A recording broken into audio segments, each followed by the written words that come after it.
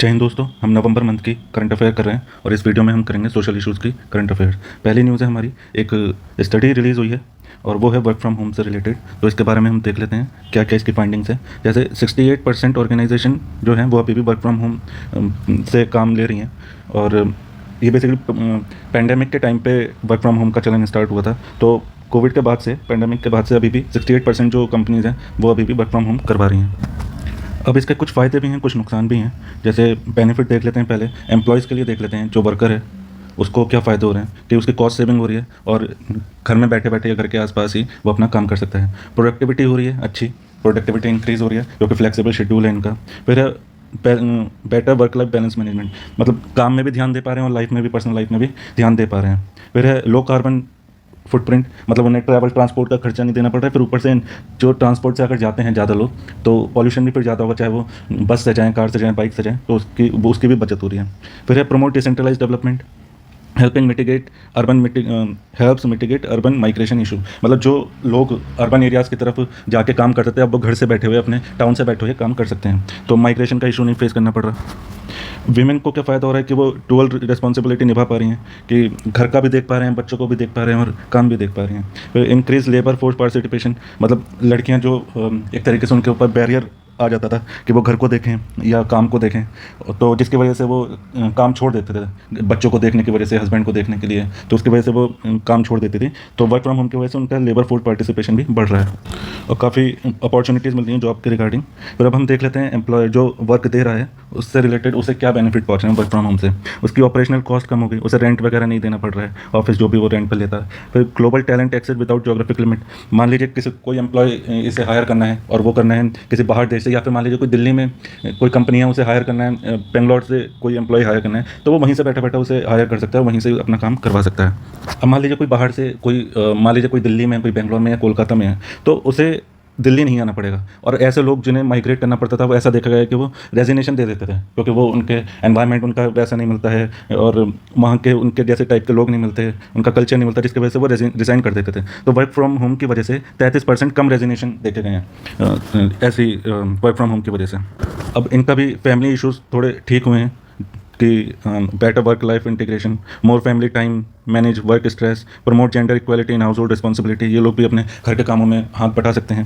फिर particular beneficial for parents and young children, अपने parents और चिल्ड्रन को टाइम दे पा रहे हैं। तो ये कुछ बेनिफिट्स हैं इनके वर्क फ्रॉम होम के। चैलेंजेस देख लेते हैं एम्प्लॉयज़ के पर्सपेक्टिव से क्या क्या चैलेंजेस है कि स्ट्रेस हो रहा है, दो काम बढ़ गए हैं, घर का भी देखना है, घर की लाइफ भी देखनी है, फिर उसकी लाइफ भी देखनी है, जहाँ पर काम करते हैं उसकी लाइफ भी, ये दोनों को स्ट्रेस क्रिएट हो जाता है। फिर 33% reduction in daily physical activity, एक जगह बैठ के काम करते हैं, वर्क फ्रॉम होम करते हैं, जिसकी वजह से फिजिकल एक्टिविटी कम हो गई है। वर्क प्लेस लिमिटेड हो गया है, एक ही जगह बैठे बैठे काम करते रहते हैं, इधर उधर टहलना नहीं हो रहा, ऑफिस नहीं जाना या कैबिन में, किसी के कैबिन में नहीं जाना, तो ये सब लिमिटेड हो गया है, इधर उधर टहलना बंद हो गया। फिर वही फिजिकल एक्टिविटी कम हो गई है। फैमिली के पर्सपेक्टिव से देख लेते हैं, इंक्रीज फैमिली, मतलब फैमिली में जो इशू झगड़े वगैरह होते हैं वो ज़्यादा बढ़ गए हैं, डोमेस्टिक वायलेंस बढ़ गया है। फिर challenges managing child care, elderly care with work, काम के साथ साथ माँ बाप और बच्चों का देखभाल करना, उसका स्ट्रेस बढ़ गया है, मेंटल हेल्थ इंपैक्ट हो रही है इसकी वजह से। फिर एम्प्लॉयज़ के पर्सपेक्टिव से देख लेते हैं क्या क्या चैलेंजेस है कि टीम बॉन्डिंग जो हुआ करती थी, एक ऑफिस में कोई टीम है, 5-10 लोगों की टीम है, तो वो इजीली एक दूसरे से कॉन्टैक्ट कर लेते थे। लेकिन अब एक इंसान बेंगलोर में है, कोलकाता में है या अलग अलग शहरों में है, तो वो टीम बॉन्डिंग प्रॉपर तरीके से हो नहीं पाती। ट्रेनिंग एंड मेंटोरिंग ठीक से नहीं हो पाती है, सुपरविजन नहीं हो पाता है, डेटा सिक्योरिटी की प्रॉब्लम है, प्राइवेसी की प्रॉब्लम है, ये सारी चीज़ें कंसर्न बढ़ गए हैं। विमेन के पर्सपेक्टिव से देख लेते हैं कि लोअर अर्निंग हो गई है and reduce company visibility, companies में लड़कियों की जो एक तरीके से ऑफिस जाती थी वो कम हो गई है। डबल बर्डन वर्क और डोमेस्टिक रिस्पॉन्सिबिलिटी बढ़ गई है एक साथ।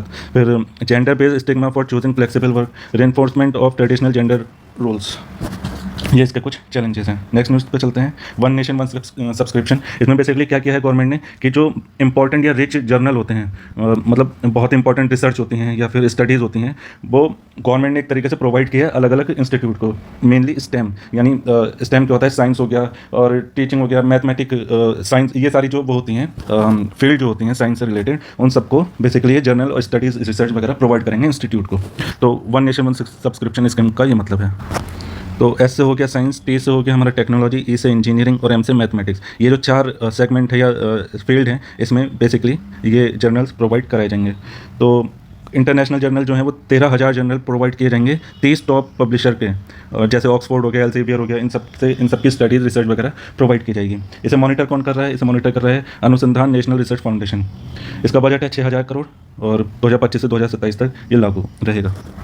नेक्स्ट न्यूज़ है पीएम विद्या लक्ष्मी स्कीम। ये सेंट्रल सेक्टर स्कीम है, इसमें फाइनेंशियल सपोर्ट करेंगे हायर एजुकेशन को, और ये नेशनल एजुकेशन पॉलिसी के साथ अलाइन हो जाएगी। इसमें क्या होगा, कोलेटरल फ्री या गारंटर फ्री लोन प्रोवाइड किया जाएगा। 75% credit guarantee by government, 75% credit जो है वो गवर्नमेंट प्रोवाइड करेगी, और अप टू 7.5 लाख, मतलब 75% होगा या फिर 7 लाख के आस वो लोन प्रोवाइड करेगी गवर्नमेंट। 3% का इंटरेस्ट होगा, और 860 क्वालिटी हायर एजुकेशन इंस्टीट्यूट को ये प्रोवाइड किया जाएगा।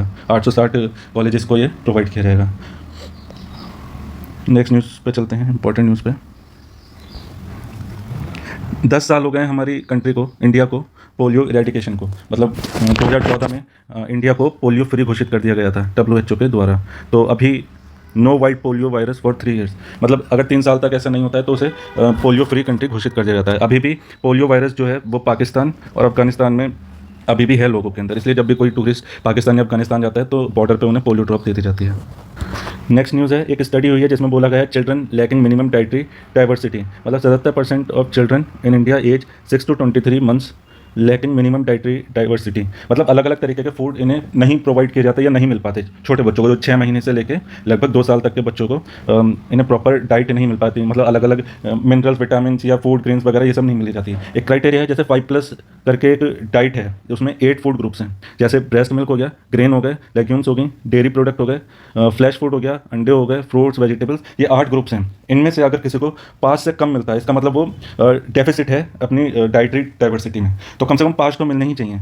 तो food intake from less than 5 food group is considered minimum dietary diversity failure. 5 से कम मिलते हैं तो ये एक तरीके का मिनिमम डाइटरी डाइवर्सिटी फेलियर में आता है।